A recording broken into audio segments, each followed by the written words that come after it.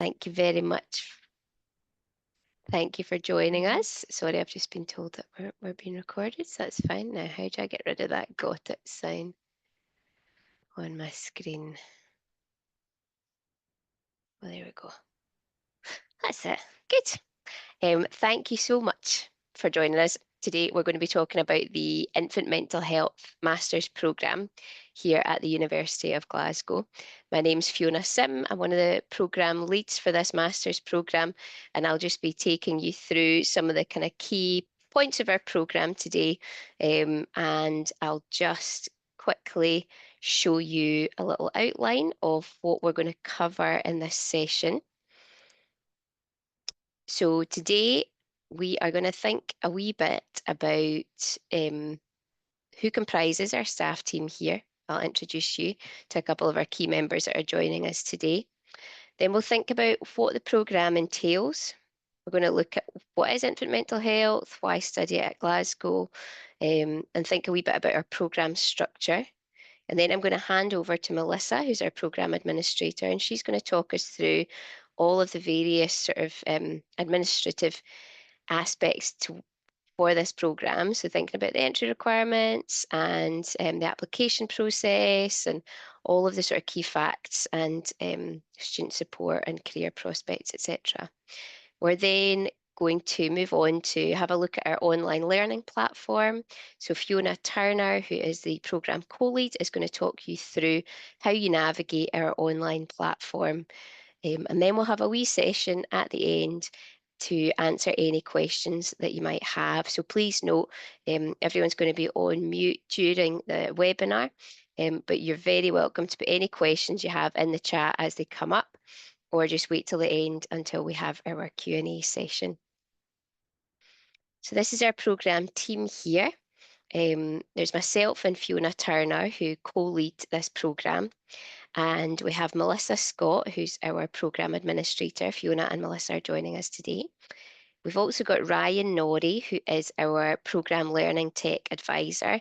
So if you ever encounter any tech questions or issues as you go through the programme, Ryan is your go-to person for that.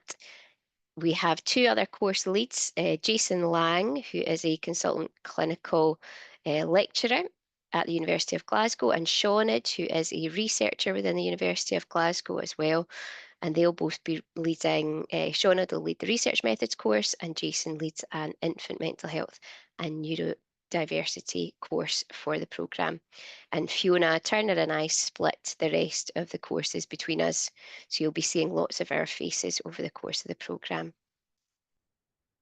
Now, I thought it might be helpful to just start off by thinking about what we mean when we talk about infant mental health. I get a lot of people when I tell them what I do for my work who say, oh, is that like depressed babies? But it's not. It's a much broader concept, the idea of infant mental health. It's the growing ability of infants to form secure and close relationships, to experience and express a wide range of emotions, and to engage with their surroundings. That was a definition that the 0 to 3 Foundation came up with. And these threads really form the basis of this whole master's programme. And each of these facets of mental health are best developed within the context of a caregiving environment, from the immediate family to the extended relationships with wider family and community. And so throughout this whole master's programme, we adopt a contextual approach, ecological systems approach developed by Yuri Bronfenbrenner, to explore how the infant develops and grows within the context of these various different spheres of influence on their lives. Now, I'm going to hand over to Fiona Turner, and she is just going to share a wee bit about why the University of Glasgow is uniquely placed in terms of our infant mental health research to support this master's programme. Thanks, Fiona. I'm also Fiona. So the course sits within the School of Health and Wellbeing, and within the School of Health and Wellbeing, we are aligned with the CEDAR research team, who do a variety of work across three main research themes. So one is about infant mental health, one is about neurodiversity, and the other one is about complex presentations, so overlaps between neurodiversity and the effects of maltreatment, for example. So it was just to say that this course is aligned with some world leading research. These are some of our recent media spotlights that we've had on recent research. One of which is the Best Services trial, which was the first ever trial of an infant mental health intervention. So it's the biggest study of its kind with just under 500 children. You might have seen some of it in the press. So it was just to say that we are doing some really world leading research on infant mental health, which is nicely aligned with the course, feeds into the course, and it gives you opportunities as well to become involved in some of that research, either within the course as part of if you end up doing the masters as part of a your major research project, or later down the line after you finish the course. I'll hand back to Fiona. Thanks, Fiona. So this is a programme that we are discussing today. This is the first infant mental health MSc programme in the UK. And the teaching on this programme explores the journey of the infant from pre-birth to preschool, the foundational threads of the centrality of relationships, the significance of environmental influences, and the competence of the infant will run throughout the whole programme. By providing a solid grounding in theory and equipping students with contemporary insights into the observation and practice of supporting infant mental health and development, the programme aims to produce graduates who contribute to the mental health and wellbeing of infants in their own unique context. This whole programme has been developed in collaboration with the National Health Service, the Scottish Government, and the Association of Infant Mental Health UK. And the programme's at the forefront of the rapidly changing policy and practice landscape. And as Fiona mentioned, the teaching team within this programme comprises internationally renowned research experts in the field and clinical experts in the field as well. Now, I mentioned that we are endorsed, or we've developed the content in alignment with the Association for Infant Mental Health UK, and they have given us their endorsement for this programme. As we were developing the intended learning outcomes from this programme, I mapped our ILOs and all our assessments to align with the core competencies for AIM UK, so that our graduates will come through this programme with a transferable portfolio of clinical competencies. So whatever you go on to pursue in your careers following the master's programme, you will have a portfolio of competencies supported by AIM UK, which will highlight all of the learning that you have conducted on this programme. So I'll share with you just now a wee overview of the structure of the programme. This is an online distance learning teaching programme with a blend of synchronous and asynchronous approaches. So what that basically means is that all of our teaching content will be online, asynchronous, so you can access it whenever you need to access it, to try and maximise flexibility alongside all of the demands on your life, whether it be work or caring responsibilities. But then a couple of times a semester, I'll try and arrange a synchronous, which is an online at the same time event. And those will be in alignment with your assignment deadlines. So myself or Fiona or whoever's leading the course at the time will have a Zoom or a Teams meeting where we will just host a sort of open office session where you can come and bring any questions you might have about your assignment. Now, there are multiple exit points in this programme, so you can complete the programme in 1 year, and that would be a postgrad certificate. If you wanted to continue on, you could do the PG DIP, and that would be 2 years. And if you wanted to stay on for a third year, you would receive your master's programme. your master's qualification, sorry. Um, the way that we've tried to structure the learning content in this programme is really around sort of three key themes. So in year one, what we're trying to do is really build your theoretical foundations within the field of infant mental health. So in semester one, you're going to be introduced to some of the key um, teachings, the theories, even sort of the approaches to practice or the theoretical foundations of the approaches to practice that will help serve you as you continue on through the programme. And then in semester two, we'll consider infant mental health and neurodevelopment in practice.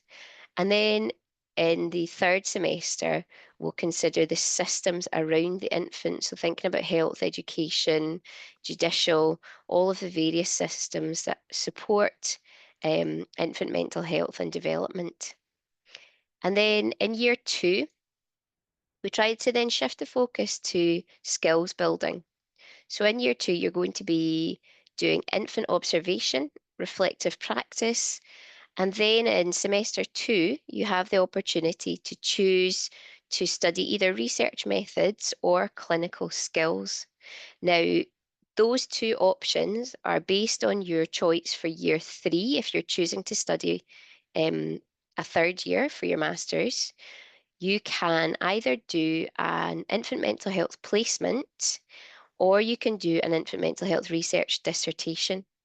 So if you're going to choose your research dissertation, then in year two, in your PG dip here, you would choose your research methods course, and that will teach you all that you need to know to prepare you to conduct your own research project.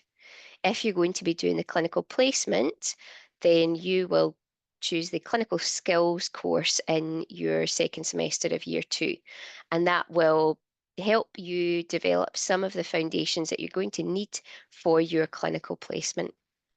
Then in semester three, you're going to receive training in an intervention of your choice in infant mental health. Now, the options that we have available are circle of security, video interaction guidance, and neonatal behavioural observation, mellow parenting, and watch, wait, wonder. We also have the Solly Hull approach as well, which will be added onto that list soon.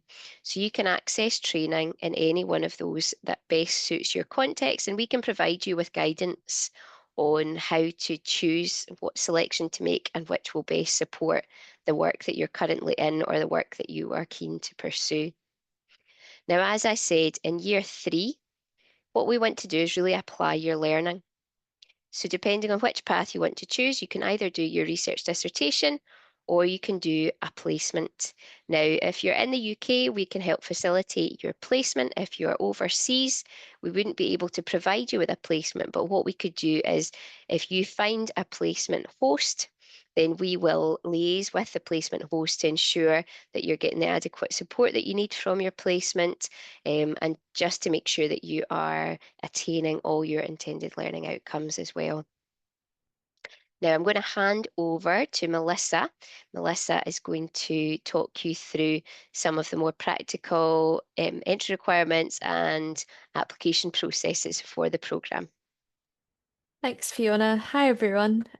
So first of all, I'm going to talk a bit about the entry requirements for the programme. So I won't read it out, but you can see there that in general we do accept students that have a 2-1 honours degree in those various subjects, but we may also sometimes accept degrees that are of a lower standard than that. And also in other cases, we can accept students that have relevant work experience but don't necessarily have the qualifications that are listed in the entry requirements. I understand that that is sometimes a bit vague and it can be hard to understand if your specific situation meets the criteria. In any case, we normally just encourage students to apply regardless. That means that the admissions team can then look at your qualifications in more detail. They're best placed to answer any questions and to take a look at your qualifications. But in general, we're happy to answer any questions from students about whether or not they think that they would be a good fit for the programme. And there'll be contact details at the end if you want to get in touch with us via email. So we'll move on to the next slide, which is, I think, career prospects. Yes, so obviously, as Fiona has outlined, the program is really, really thorough. But what can you do after the program? So, as you can see, we really equip our learners with skills to progress in various different fields. And what I would say is the majority of our students tend to come from health and social care, but this program really is for anyone who is interested in infant mental health, because the career prospects that you can go on to then do are very, very broad. So you don't necessarily have to be from a health and social care background to apply. And we would certainly encourage people from a wide range of backgrounds to apply. And obviously, completing the programme, you can go on to even further academic study, or you can even go down a completely different career path to the one that you started with. So it's very, very exciting, I think, different career prospects that you can potentially go forward with. So I also wanted to highlight a bit about student support. I think sometimes the worry with online programs is that students might sort of be left on their own. And I just wanted to reassure people that that's absolutely not the case. Online students are allowed to access the exact same student support as an on-campus student would. So any student support resources that you see there will have an online equivalent. So for example, if you want to meet with a certain advisor or something like that, there will be an online option. So please don't worry. If you do need to access student support, there is an online equivalent there for you. So first of all, we have a student support officer in-house at the graduate school, and he's really, really nice. If you want to get in touch with him about any sort of well-being issues or just general questions that you have about your studies, any personal issues that you might be having, that you maybe don't necessarily want to bring to program staff, then please feel free to reach out to him. As I say, he has online appointments available, including both drop-ins and pre-booked. So yes, definitely make use of that. And as I say, he's really nice. So I would definitely recommend getting in touch with him if you have any issues throughout the program. But there is also general wellbeing advice at the university. So general resources like emergency phone numbers, sort of wider health and wellbeing websites that you can take a look at. So yes, that is another really important resource. So the next one I want to talk about was the disability service. So the disability service is there to support students that have any disability that might affect their studies. So if you do have a disability, then we would really encourage you to declare that as soon as you join the programme. During sort of the start of the academic year, appointments do fill up quite quickly. So the quicker you can get in and get your support needs in place, the easier it'll be for you as a student. So you would tend to meet with a disability advisor and they would give you advice on what they can offer. So a lot of the provisions are sort of more relevant to on-campus students, so things like accessibility of buildings and things like that for teaching sessions. But in terms of online students, we can offer things like flexibility in deadlines if you need extra time to process information, extra time on timed assessments, and sort of various things like that that can help your studies go a bit more smoothly for you. So yes, disability service is another really important one. And the last one there is the career service. So as we said, there are a lot of different career prospects from this programme, but if you want a bit more guidance about how to make use of your qualification to then further your career, the career service is there for you. They have sort of general workshops that you can attend, but you can also book a one-to-one appointment with a careers advisor. Again, there's online meeting options available for you. And not only do they help current students, but they also help alumni. So if you've graduated from any of the 3 years, whether it's the cert, the dip, or the masters, but you want some more career advice after you graduate, then you can still access that service. So that is another really important one that I wanted to raise. So after all that, if you are interested in applying, I want to give some information about how you can do that. So as it says, we do accept applications up until the programme start date, which is in the middle of September.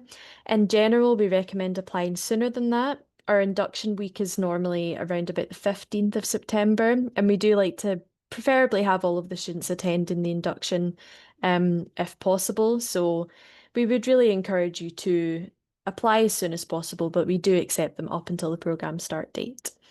So I think Anil has just popped the programme page into the chat. So there is useful information there about how to apply. We only accept online applications through our application system, and it will give you a list of what is required for you to attach. From starting an application, I think you have about 40 days to complete it. So don't worry if you don't have everything straight away. You can start it and come back to it as many times as you need.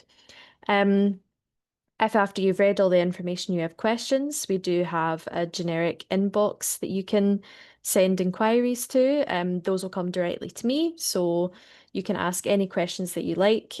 Or if you want to just contact admissions directly, there is the admissions inquiry form. But if you do have specific questions about the programme, it may be best to come to me directly. So to finish my section, we'll just go over some quick facts about the programme. So the duration is between 3 and 6 years. The minimum amount of time that you'll be studying to get the master's qualification is 3 years. But those 3 years aren't necessarily running consecutively. So students can complete, they have 6 years to complete a master's from the date of start. So if you need to take a break for well-being reasons, if you're, finding studying very stressful, then there is absolutely support in place there. You don't have to commit to doing 3 years in a row. There are different study breaks that you can take as long as you complete the master's within the 6 years. So study expectations is 20 hours per week. That might seem a bit intimidating, especially if maybe you're working full time.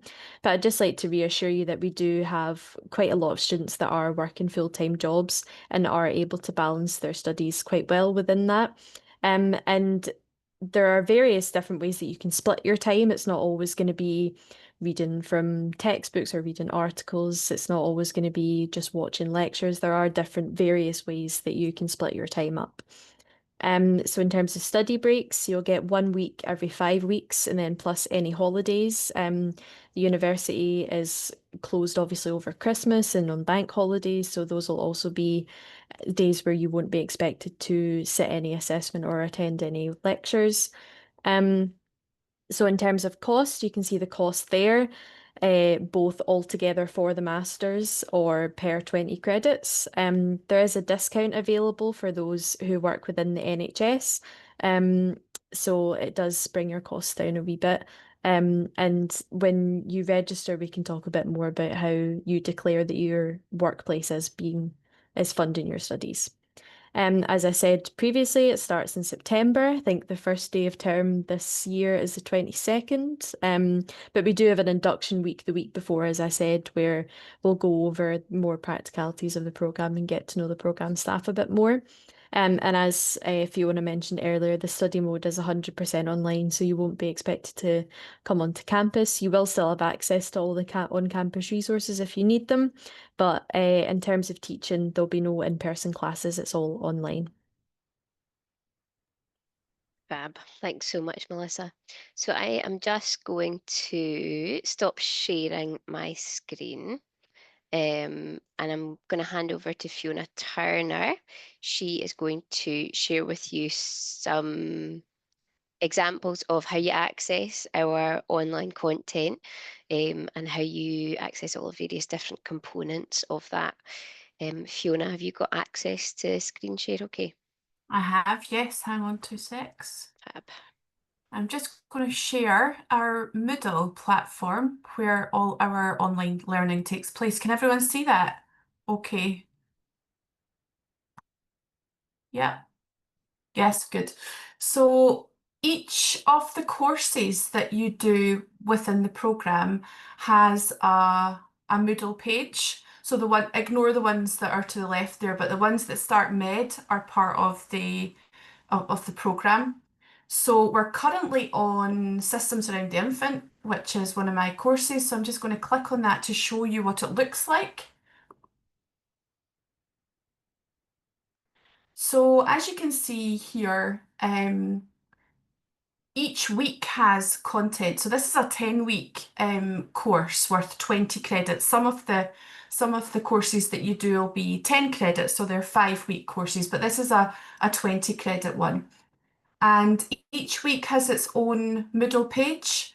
And I'll just take you into, oh sorry, before that I'll just show you the, oh that doesn't come up there, sorry.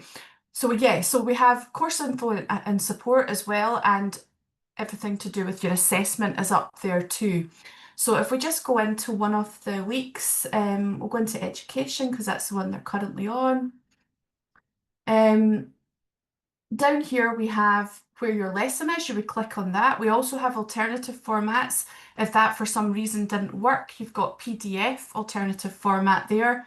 And in here is your reading list as well. And in the reading list, it's quite easy to navigate. You can just click on and it'll take you to the journal article or web page or whatever the source is. So if we open week 3, for example,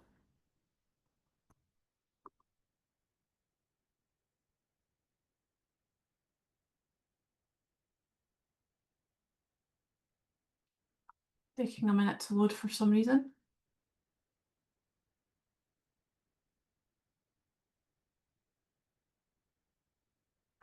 So each week we have a welcome at the start, and that usually has a video on what the week is about. And then each video also has a transcript if you'd rather read it rather than listen to it, or both. And then we usually have about 2 or 3 lessons per week. So the weeks are split up.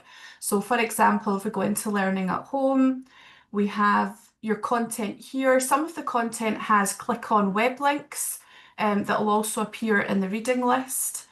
And really the content is a mix of written and video content. So we have clips from various different professionals working in the field to try and bring alive some of the concepts that we're talking about. And we have quite a lot of visuals as well. So it's quite it's nicely put together, it's interactive, and it's not too dry. It'll even tell you when you should have a little break. We also have note-taking activities, usually about 2 per week, which is a question based on the content. And the way that you would answer the question is through the Teams page, which I'm just going to take you to. But these are some of the visuals that you can click on, and it'll come up with the various points under each category. So it is fairly interactive. At the end of each week, we have a little quiz, which just helps you kind of consolidate your learning. And it's a multiple choice quiz of around about 5 questions, and you would just finish each week with that quiz. Okay, I'll stop sharing that. Is there anything else on Moodle, Fiona, that I've not mentioned before I go on to Teams? No, I think you've covered everything. The quiz at the end of each week isn't assessed. It's not part of your No, yeah. assessment or grade, but it's just a way of helping you consolidate your learning, as Fiona said. I'll just share. So what we also have on top of the Moodle, in addition to the Moodle page, is we have a Teams page for each week. See Teams. Can everyone see that? Yep.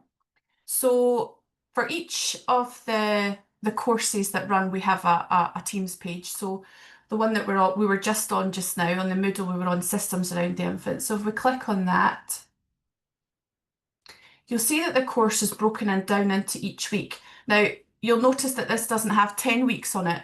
For some technical reason, I can't add the weeks 7 to 10, so I need to sort that out. But that would normally have a class space for each week. So we're only on week 3 yet, so I've got time to sort that out. So for each Teams page, we have a general channel, which has your welcome and any messages that we need to get out to students. We also then have an Ask Your Academic channel, which is about anything to do with the content. And whichever academic has developed the content for that part of the course that you're asking about will answer your query. Then we have a channel for assignment queries, so anything to do with assignments you can ask there. And then in each week, if we click on week 1, that was introductions. Week 2 just gives you an example of these are the 2 note-taking activities that I mentioned on Moodle. We copy these into the Teams page so that you can answer the questions on the Teams page. And that just allows a really interactive kind of community feel, because sometimes distance learning can feel a little bit isolating. So we really encourage students to engage with the Teams page and develop a bit of a community spirit around the learning and discuss. And we, at the moment, we have students from all over the world, and it's quite nice because they're able to bring their learning and experiences from their own context and share it with the other students. I don't think there's much else to show you on Teams, but that's just a platform for communication, but you can also email whoever is running the course that you're doing at that time. You can also email them, and we email you as well. We don't just rely on Teams. But hopefully that just shows you some of the format of what it would look like if you were doing the course. Fab, thanks, Fiona. That's great. So I'll just go back to the presentation. If I can just share my screen here.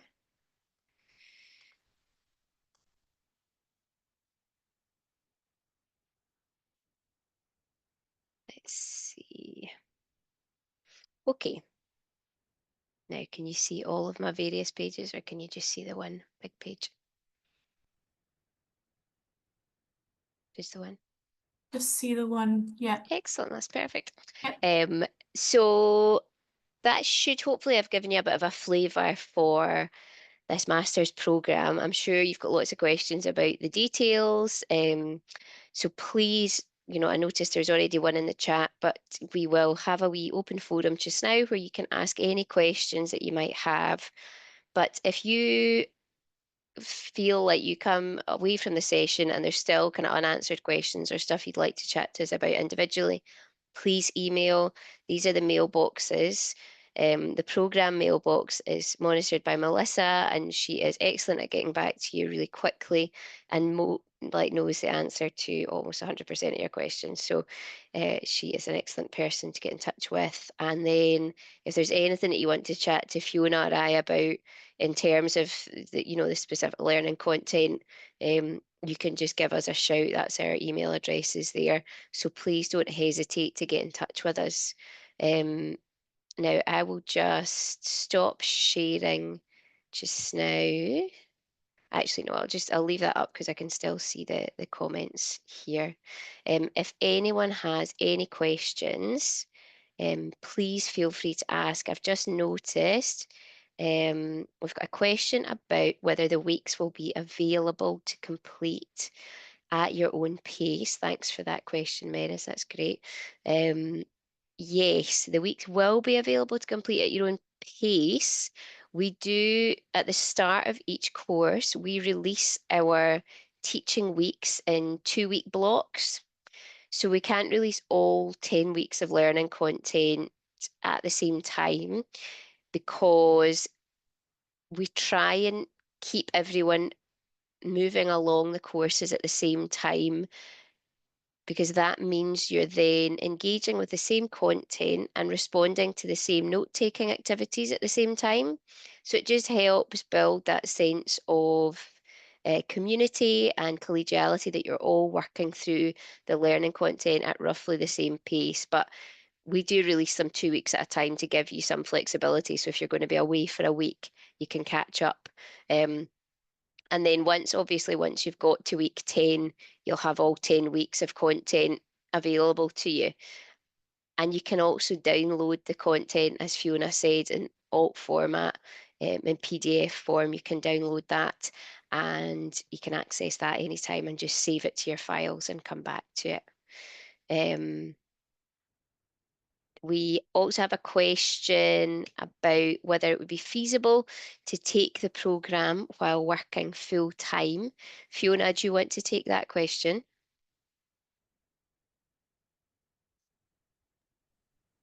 Hi there. Yeah, so the program is designed to be as flexible as possible. And it's really about how you would try and weave that into your working week. If you were working full time, I don't know what hours you're talking about, but if it was a 9 till 5, you would have the opportunity to engage with all of the learning material whenever you wanted, in the evenings, weekends, whenever.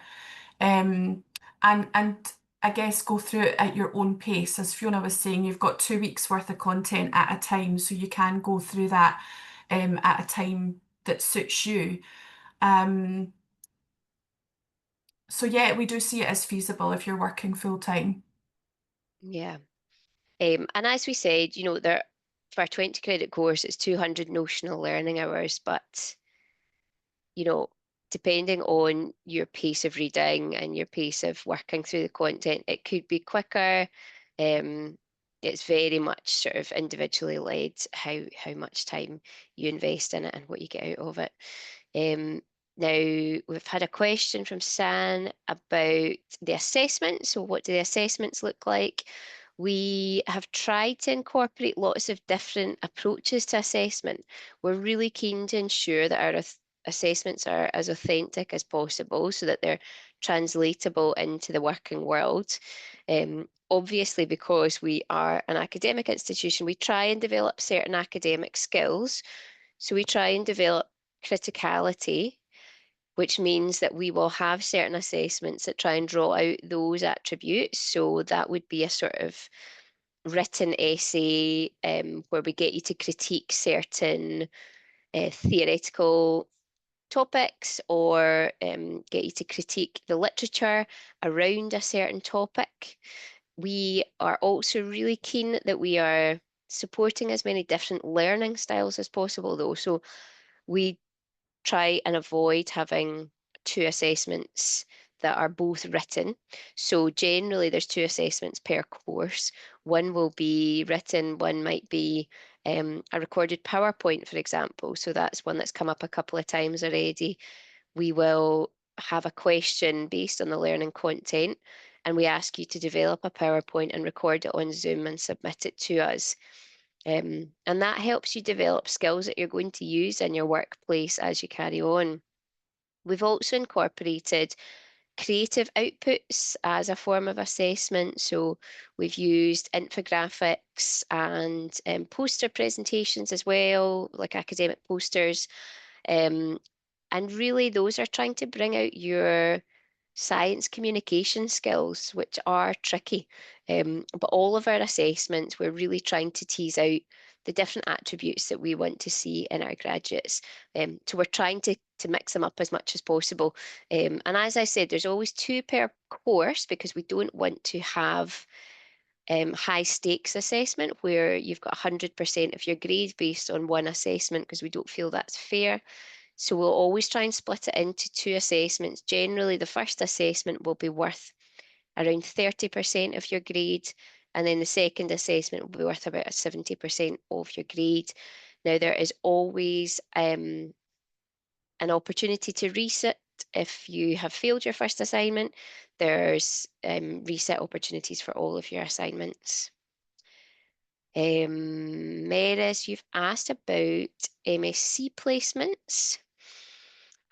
What would MSc placement look like? Would it take place in our work setting or a more clinical environment? Fee, are you happy for me to take this one or would you like to do it? So we are very happy for you to complete your placement in your place of work, provided that place of work can support you to meet the learning outcomes of your placement. So we really want to see the application of the knowledge that you've gained through the Infant Mental Health Masters. So it has to be an infant mental health specific context you're in. That doesn't mean it has to be a clinical placement. It could be third sector, it could be education, as long as you can demonstrate that you are supporting infant mental health in your practices within that placement. And the way that we'll assess you in your placement is through a portfolio. So you will develop your portfolio across the whole year. So you have a whole year to do the placement. Usually it would be in a sort of 10-week chunk. Now that could be 10 weeks full time, or it could be spread out over the full year, provided you get your portfolio in time and leave plenty time for that. But your portfolio has to demonstrate that you have achieved all of the sort of learning outcomes and the skills that we want to see from your placement. Now, we've also been asked if we can elaborate on opportunities to network with fellow students and professionals, such as in conferences or in-person events. Fiona, do you want to pick up on that one?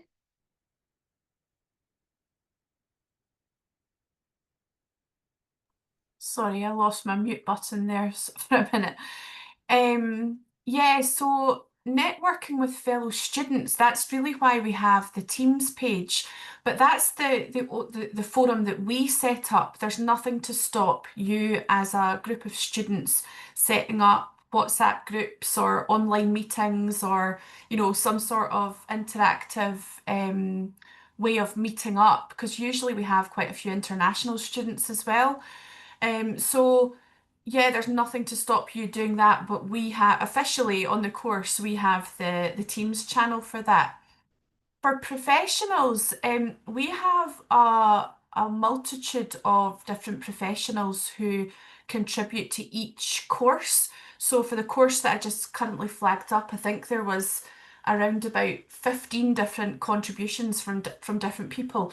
So if there was a specific topic or question that you had in mind about a specific area, we can get you in contact with whoever has contributed to that part of the course. We can send on key publications for that person, or we can find out, you know, things that you're looking to know. We will also highlight conferences that come up that we think that you might be interested in. That will be shared on Teams. And we also have, as I mentioned at the start, we have the CEDAR, which is the Centre for Developmental Adversity and Resilience. We have the specific research team, which is a multidisciplinary, mostly clinically trained researchers in that team who may well have avenues into different networks as well. So we also have that kind of really strong research team component to draw on as well in terms of networking. I hope that answers your question. Thanks, Fiona. If anyone else has any questions, feel free to pop them in the chat or just unmute yourself and shout out. We've also got a question here. I'm thinking of becoming a primary school teacher. How would you say the programme will benefit me? So that's a great question. Interestingly, when I was developing, in the early stages of developing this master's programme, I got consultation from various people within education, some within early years education, some within primary school education, and their feedback was incredibly positive and how supportive it would be for their work. I think a lot of the context within education at the moment, because of the sort of assumption of mainstreaming and all of the sort of GIRFEC models around education, really the focus is supporting mental health and well-being in complex circumstances. And so anything that can support your understanding of the etiology of these conditions and your understanding of how to better support and nurture mental health is always going to be supportive in any context working with children, particularly in early years and primary education systems. If anyone's got any other questions, please feel free to just shout out. Are virtual students able to access the same career resources as full-time students? For example, any in-person guest lectures or career fairs? Melissa, I feel like you might be best placed to answer that question. Yeah, the answer is absolutely yes. Any online student has the same ability to access in-person resources. Obviously, it depends on whether or not you are able to get to Glasgow. But if you are in Glasgow or are able to get to Glasgow and want to attend anything that's in person, then you're more than welcome to do that. And we would really encourage you to do that if there is something that you're interested in. Thanks, Melissa. Fiona, there was another question up at the top that I Oh, think was yes. missed. I'll maybe read that one out if you Yeah, want. go for it. It just says, what does a week of study look like? If so, for example, webinars, reading, essays, or projects, and how often do I get to interact with my program lead? Fab. Thanks, Melissa. Fiona Turner, who do you fancy doing that one? Yeah, I think that question came just before I put up the Moodle page. So I don't know if that might have answered the questions in terms of what a week of study will look like. So we have around about the 3 lessons per week, and you would go through those lessons with the quiz and the note-taking activities, and then you would interact on Teams with us in terms of topics. I would say that it's also worth keeping in mind that the Moodle distance learning is there just as an in-person lecture would be, that it's your core, it's like your skeleton, I guess, of what we really want to get across to you. But then you would then flesh that out with your own reading and your own looking at the literature and your own research. So if there were particular areas that you were really interested in, then this course gives you the flexibility to be able to maybe focus on some topics more than others. And then the assessments also give you the opportunity to choose a topic that really interests you. For example, in the systems course, the first assessment is to choose a system. So systems range from health, education, systems for children in care, cultural systems, legal systems. So you can choose one system out of all of those systems that you're most interested in and base your assessment on that. So it's really quite flexible, so that because we want you to be able to tailor the course to what suits your interests, but also your practice in terms of your work. Thanks, Fiona. So Sorry, there was we've, a bit about interacting with the program lead. I should oh have yeah, said as well that each course has drop-in sessions as well, where you'll meet online with the person leading that course. You'll have the opportunity to ask questions, talk about the assessment, any difficulties you're having with that. But also we're always on email, and we're always on the Teams page, so you can interact with us as much as you want. There's a flexibility around that as well. thanks, Fee. Yeah, we're really keen to try and ensure as much communication between the teaching team and our students as possible. And you've all got an advisor of studies as well when you join the master's programme, and so they can be a point of contact for any sort of issues that might be impacting your ability to study, or any issues that might come up that you just want someone else to chat about. I've got another question here in terms of preparation to do before the start of the course in September, such as a recommended reading list. There's nothing that you need to do before you start this programme. We try and make it as accessible as possible, so we don't have any expectation that you will come with a lot of prior knowledge. We want everyone to come and to be on the same page at starting point. So we'll provide you with all of the resources that you need for your study from when you join the course during induction week. You will get access then to learning content and to the reading lists The reading lists are there to be accessed, as Fiona said, to support your learning and your personal interest, but also to provide access to the evidence base that you're going to need for your assessments as well. So no preparation required before you join. And I think that's us reached the end of our questions. As I said, please feel free to get in touch via these email addresses if there's anything else that you would like to chat to us about over the next few weeks. Just fire us an email and we'll get back to you as soon as possible. And thank you so much for your time. It was really lovely to get to meet you, and we really appreciate you coming along to this session, and hopefully we'll be seeing you all in September. Thanks again.